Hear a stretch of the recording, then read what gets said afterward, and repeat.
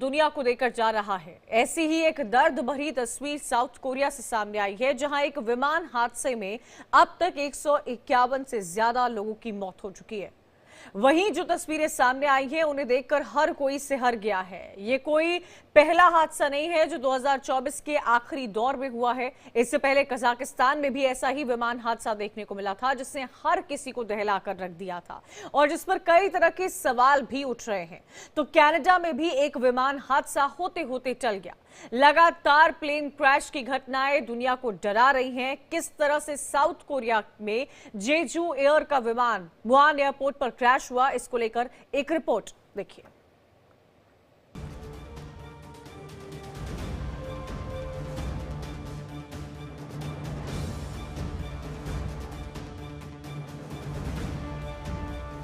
ये तस्वीरें south Korea की हैं, जहां प्लेन क्रैश ने हर किसी को दहला दिया। लैंडिंग के वक्त इस प्लेन में बैठे यात्रियों को ये नहीं पता था कि वो घर तक नहीं पहुंच पाएंगे। किसी के लिए तो ये जीवन की आखिरी फ्लाइट थी। रनवे पर प्लेन क्रैश की इन तस्वीरों को देखिए। आसमान में उठते धुएं के गुबार को देखिए। मुआन इंटरनेशनल एयरपोर्ट की ये तस्वीरें देखकर हर किसी के रोंगटे खड़े हो गए।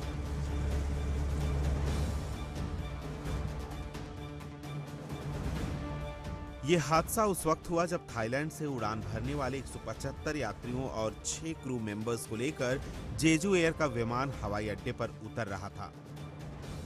हादसे का एक वीडियो सामने आया है, जिसमें विमान रनवे से उतरकर दूर तक फिसलता हुआ दिखाई दे रहा है और आगे जाकर एक फेंसिंग से टकरा जाता है। टकराने के बाद विमान में एक जोरदार धमाका होता है और इसके परखच्चे उड़ जाते हैं। टकराने के तुरंत बाद ही विमान में आग लग जाती है। प्लेन में सवार ज्यादातर यात्री साउथ कोरियाई थे। इसके अलावा थाईलैंड के 2 नागरिक भी थे। आपको बता दें कि 25 दिसंबर को ऐसा ही एक और हादसा हुआ था। अजरबैजान से रूस जा रहा एक प्लेन कजाकिस्तान के अक्ताऊ एयरपोर्ट के पास क्रैश हो गया था। प्लेन में 5 क्रू मेंबर्स समेत 67 लोग सवार थे। इसमें से 38 लोगों की मौत हो गई थी। Bureau report, India daily. इसी बीच इस विमान हादसे से जुड़ी एक बड़ी खबर आ रही है, सीधा उसका रुख करते हैं। विमान हादसे में 176 लोगों की मौत हो गई है, 3 लापता बताए जा रहे हैं। 2 लोगों को विमान हादसे में बचाया गया है। विमान पर सवार थे 175 पैसेंजर्स और 6 क्रू मेंबर्स। बड़ा अपडेट इस वक्त आपको दे रहे हैं इस विमान हादसे से जुड़ा हुआ, साउथ कोरिया में जो बड़ा विमान हादसा हुआ है उसमें। और इसी पर ज्यादा चर्चा हम करेंगे। हमारे साथ retired group captain UK Devnath ji हैं, डिफेंस एक्सपर्ट के तौर पर जुड़े हुए हैं। साथ ही साथ डॉक्टर संजय कुमार हैं, सीनियर जर्नलिस्ट, साउथ कोरिया से हमारे साथ जुड़े हुए हैं। सबसे पहले मैं रुख डॉक्टर संजय कुमार आपका करना चाहूंगी और मैं ये समझना चाहूंगी कि कई सारे लोग वहां पर मौजूद होंगे जिनसे आपकी बातचीत भी हुई होगी।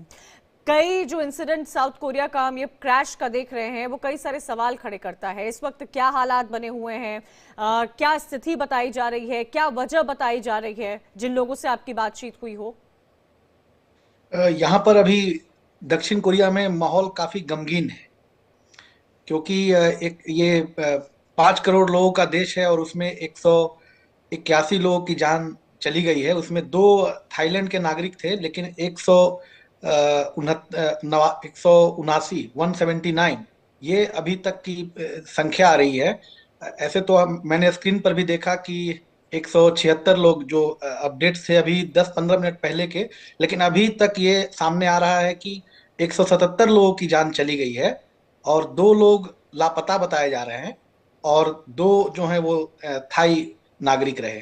तो कुल मिलाकर के 181 लोगों की जानें, ऐसा माना जा रहा है कि 179 लोगों की जानें जा चुकी हैं। 2 लोग जो हैं वो क्रू मेंबर्स थे और जो प्लेन के पीछे वाले स्थान पर थे, इसलिए वो अभी भी खतरे से तो बाहर हैं, लेकिन अभी भी वो कुछ ज्यादा बता नहीं पा रहे हैं, क्योंकि एक ट्रॉमेटिक सिचुएशन हो जाता है, वो काफी ट्रॉमा में है। इसलिए अगर कहें तो काफी गमगीन सा माहौल है।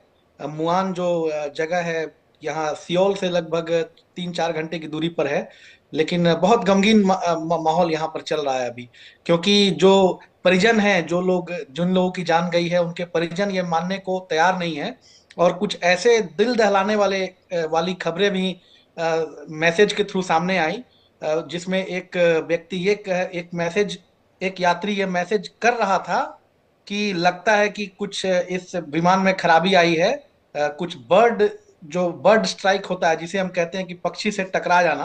तो वो मैसेज के थ्रू वो यात्री ये अपने परिवार को कहता हुआ भी पाया गया है। ककाओ मैसेज, जो अपने यहाँ जैसे व्हाट्सएप मैसेज चलते हैं, कोरिया में ककाओ टॉक चलता है, ककाओ मैसेज। तो वो यात्री यह कहता हुआ भी पाया जा रहा है कि बर्ड स्ट्राइक का संभावना लग रहा है, और हो सकता है कि मेरे जो शब्द हैं ये अंतिम हो। तो बहुत ही दुखदाई और कह सकते हैं कि बहुत ही गमगीन सा माहौल है कोरिया में। बिल्कुल डॉक्टर यहाँ पर वो संजय। और फ्लाइट जो है 8:30 बजे सुबह में मुहान में लैंड करने वाली थी, लेकिन वो बर्ड स्ट्राइक की वजह से एक अनाउंसमेंट आता है और लगभग 9 बजे के करीब, 8:57 के करीब उसे इमरजेंसी लैंडिंग करने को कहा जाता है।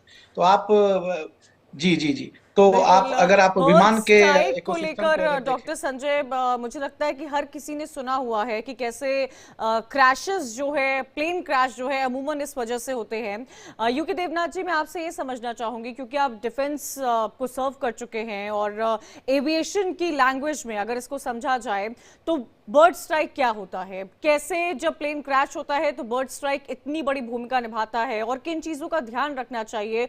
और पिछले कुछ दिनों से जो लगातार खबरें सामने आ रही है, एक वीडियो जो कनाडा से सामने आया है उसमें भी हमने साफ तौर पर देखा कि कैसे इतना ज्यादा फ्लेम जो है प्लेन के अंदर आता हुआ नजर आता है। गनीमत ये रही कि लोग बच गए उसमें, लेकिन एक के बाद एक जितने भी क्रैशेस इस तरह के सामने हो रहे हैं इंटरनेशनल लेवल पर, वो एक बहुत बड़ा कंसर्न बना हुआ है। जी हाँ कंचन जी, मैं आपको मेरे एयरफोर्स के अनुभव से बताऊंगा। मैं एयरफोर्स में फाइटर पायलट था। लास्ट मैंने MiG-23 उड़ाया। 34 साल था मैं एयरफोर्स में। तो बर्ड स्ट्राइक जो है वो एविएशन इंडस्ट्री के लिए बहुत बड़ा एक मुश्किल का घड़ी होता है। जितने एयरपोर्ट हैं, अगर वहां आसपास चिड़िया आसमान में है तो नॉर्मली एयर ट्रैफिक कंट्रोल जो है इन चिड़ियाओं के ऊपर नजर रखता है।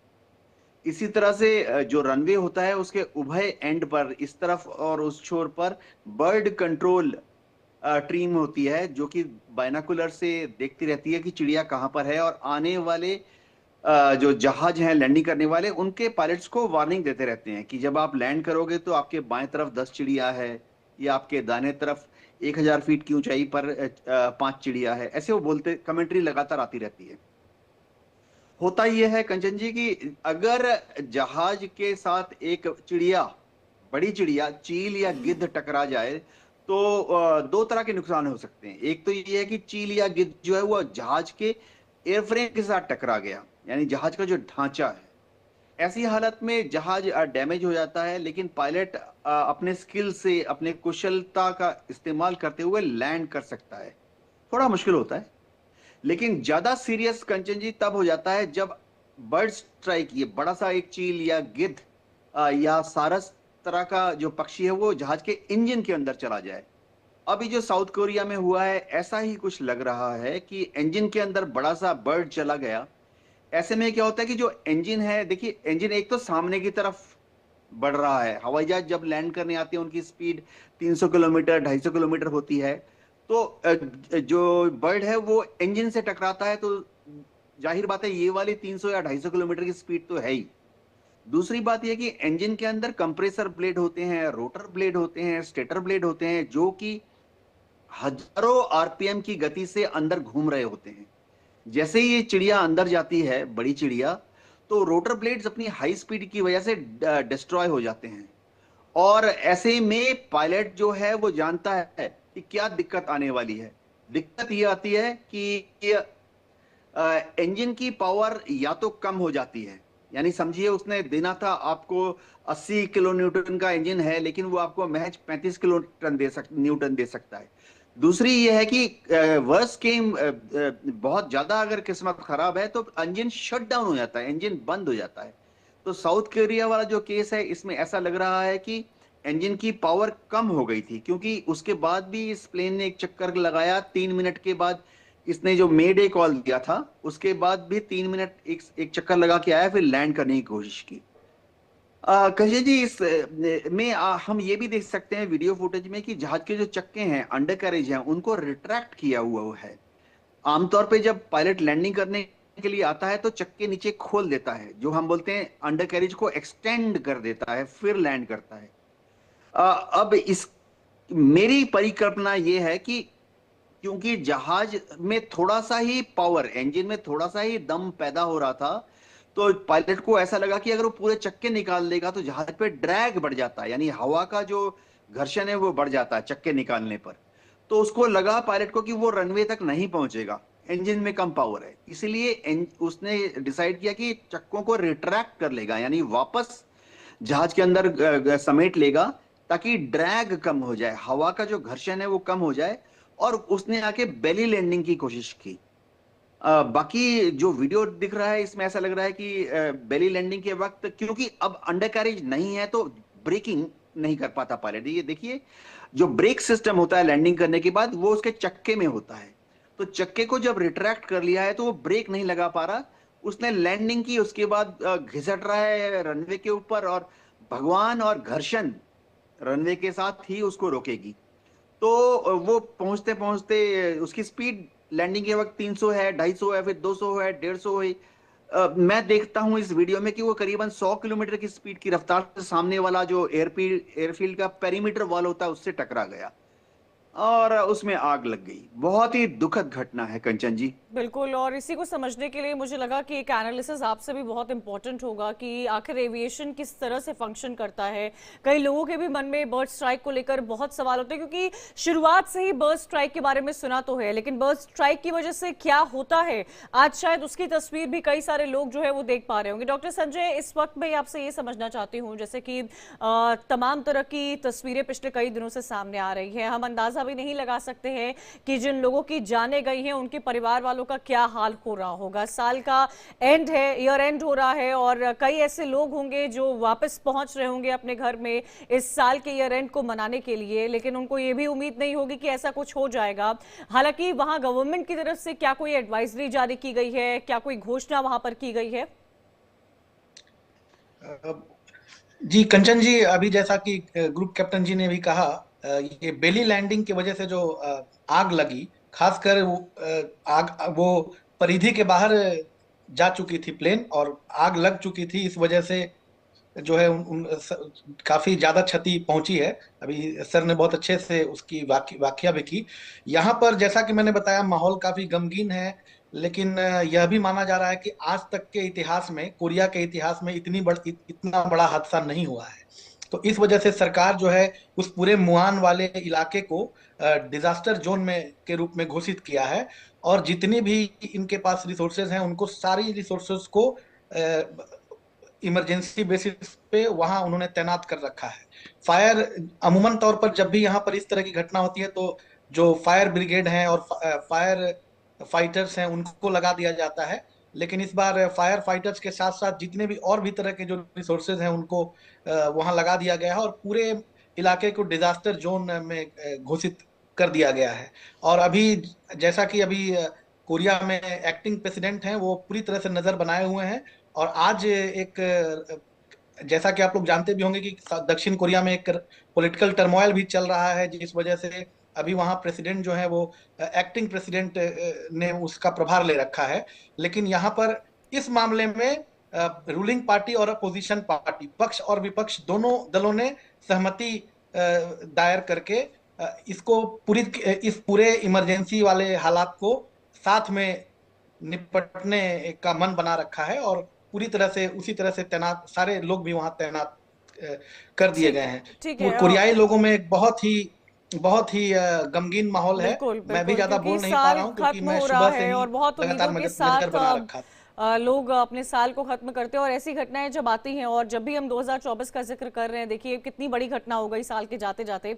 यूके देवनाथ जी, मैं एक और चीज आपसे यहाँ पर एविएशन के ही पर्सपेक्टिव में समझना चाहूंगी कि कई तरह की घटनाएं होती हैं प्लेन क्रैश को लेकर। कई बार हमने ये देखा है कि प्लेन क्रैश होता है, उसके बावजूद भी कई सारे लोग बच जाते हैं।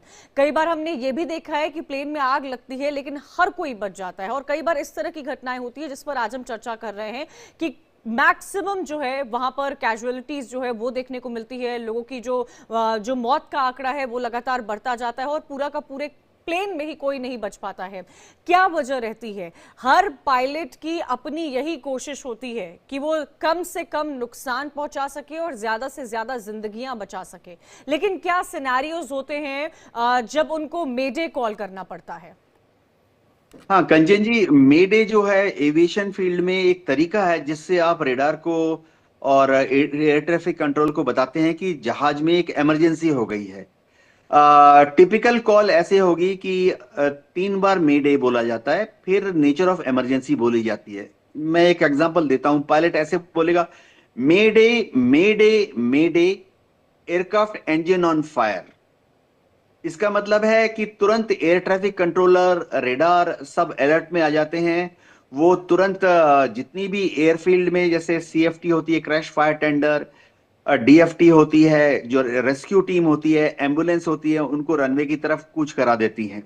इसी के साथ एयर ट्रैफिक कंट्रोल क्या करेगा, और जो जहाज वहां लैंड करने के लिए आ रहे हैं उन्हें तुरंत दूसरी जगह पर डाइवर्ट कर देगा लैंडिंग के लिए। सबसे बड़ी बात है कि जैसे ही मेडे कॉल होता है तो जो पॉलिटिकल और एडमिनिस्ट्रेटिव कंट्रोल नेट होता है उनको भी इन्फॉर्म कर दिया जाता है। फॉर एग्जांपल मैं भारत क्या बताता हूं, एयर ट्रैफिक कंट्रोल जो है तुरंत वो कंट्रोलिंग एयरलाइन को बता देती है, उनके हेड ऑफिस को, और जो डीजीसीए के concerned relative flight safety officer हैं उनको तुरंत बता देती हैं, ताकि डीजीसीए आगे एविएशन मिनिस्ट्री को बता सके, और अगर सीरियस मामला है तो एविएशन मिनिस्ट्री आगे सरकार के टॉप पॉलिटिशियंस को, राजनीतिज्ञ को बताती है। ये तो हो गई मेडे की बात। होता यह है कि देखिए, जहाज जब जमीन से टकराता है तो अगर वो शैलो एंगल पर टकराता है, जैसे कि आज हम देख रहे हैं कि वो जमीन पर जब लैंड किया तो जो नॉर्मल अप्रोच एंगल होता है 3 डिग्री का, उसी पर उसने रनवे को हिट किया। ऐसे में जहाज को इंपैक्ट, जो वर्टिकल इंपैक्ट होता है वो कम होता है, तो जहाज उस वक्त नहीं टूटता है। जैसे आज देख रहे हैं, जहाज लैंडिंग पर बेली लैंडिंग किया, टूटा नहीं, वो आगे को घिसटता रहा। हाँ, कई बार क्या होता है कि जहाज जो है वो स्टीप एंगल पे इंपैक्ट करता है, जैसे कि हम कजाकिस्तान एयर फ्लाइट में देख सकते हैं कि जब वो जमीन की तरफ जा रहा है तो झुका हुआ है, उसका जो एंगल ऑफ डाइव है वो करीबन 10 से 15 डिग्री लग रहा है। ऐसे में क्या होता है, जमीन से इंपैक्ट होते ही जहाज के जो चकनाचूर हो जाता है, परखच्चे उड़ जाते हैं, वो पानी में भरा हुआ गुब्बारा होता है ना, उस तरह से फट जाता है जहाज, अगर इंपैक्ट का एंगल ज्यादा हो। तो अलग अलग परिस्थितियां होती है। कई बार क्या होता है, हवाई जहाज लैंड किया, आग लग गई, लेकिन आग फ्रंट पोर्शन में वहां लगी जहां से इंजन है, लेकिन रियर पोर्शन में जो पीछे का हिस्सा है, टेल साइड में, वहां एयर होस्टेस फटाफट दरवाजा खोल देती हैं, तो सारे पैसेंजर्स पीछे से इवैक्यूएशन कर लिया जाता है। सामने की तरफ आग लगी हुई है। तो अलग अलग परिस्थितियों में अलग अलग कार्रवाई करती हैं पायलट्स, और जो फ्लाइट क्रू होते हैं, एयर होस्टेस होते हैं, उनको बहुत अच्छी ट्रेनिंग दी जाती है। एक चीज जो है मैं आप सब दर्शकों को बताना चाहता हूं आपके चैनल के थ्रू, कि जब भी आपको अंदेशा हो कि इस तरह का कोई हादसा होने वाला है, आपको महज कुछ मिनट, 2-3 मिनट या महज कुछ सेकंड, 30 सेकंड का समय है, तो एक बहुत अच्छी कार्रवाई ये है कि सामने वाली जो सीट है उसके दोनों घुटनों के बीच में पैर रखकर अपना पैर उठा लीजिए, दोनों घुटनों के बीच में अपने सिर को रख लीजिए, और हाथ जो है वो सिर के ऊपर से ऐसे कवर कर लीजिए। इससे क्या है कि आपकी सरवाइव होने की जो पॉसिबिलिटी है वो थोड़ा ज्यादा बढ़ जाती है, इंपैक्ट इंजरीज कम हो जाती है। इसी तरह से दर्शकों को चाहिए, जब मास्क, ऐसे इमरजेंसी में क्या होता है, पायलट एक ऑपरेटिंग मैकेनिज्म से मास्क को ड्रॉप डाउन करता है, तो आप उस मास्क को पहन लीजिए, टाइट रखिए, क्योंकि अगर जहाज के अंदर आग लग गई है और कैबिन के अंदर धुआं आने लगा है, तो जो टाइट मास्क आपने पहना हुआ है जिससे ऑक्सीजन आ रहा है, वो आपको स्मोक इनहेलेशन से बचाएगा। देखिए, जहाज के अंदर जो आग लगती है उसको अगर कोई 3-4 बार सांस में ले लेगा, क्योंकि एक्रिलिक स्मोक होता है, सब सिंथेटिक मटेरियल होता है जहाज के अंदर, एविएशन टर्बाइन फ्यूल जल रहा है, उसको अगर किसी ने गलती से, उसका मास्क लूज है और उसने 3-4 बार सांस ले ली, तो उसके फेफड़े में इतना काला धुआं, जहरीला धुआं प्लास्टिक का चला जाता है कि वो ऐसे ही खत्म हो जाएगा, बेहोश हो जाएगा, और अपने को उसके हाथ पैर सुन्न पड़ जाएंगे, अपने को वो अलर्ट नहीं रख पाएगा, वहीं पे गिर जाएगा बेहोश होके। तो मास्क टाइट रखिए जी। बिल्कुल, तो मास्क टाइट रखें और अपने बॉडी पोस्चर का भी ध्यान रखें, जैसा कि हमें कैप्टन यूके देवनाथ जी ने बताया कि ये वो तमाम चीज़ें हैं जो आपको बताने की कोशिश की जा रही है कि जब भी आप ट्रैवल करें और ऐसा कुछ इंसिडेंट आप सुनते हैं जहां पर पायलट जो है मेडे का जिक्र करता है या एक आपको वो टाइम बैंड मिल जाता है, तो ये वो तमाम चांसेस है जिससे आप अपनी जान को बचा सकेंगे। बहुत बहुत शुक्रिया यूके देवनाथ जी आपका, डॉक्टर संजय कुमार आपका हमारे साथ बातचीत करने के लिए। साल खत्म हो रहा है, लेकिन साल के खत्म होते होते कई तरह की ऐसी खबरें सामने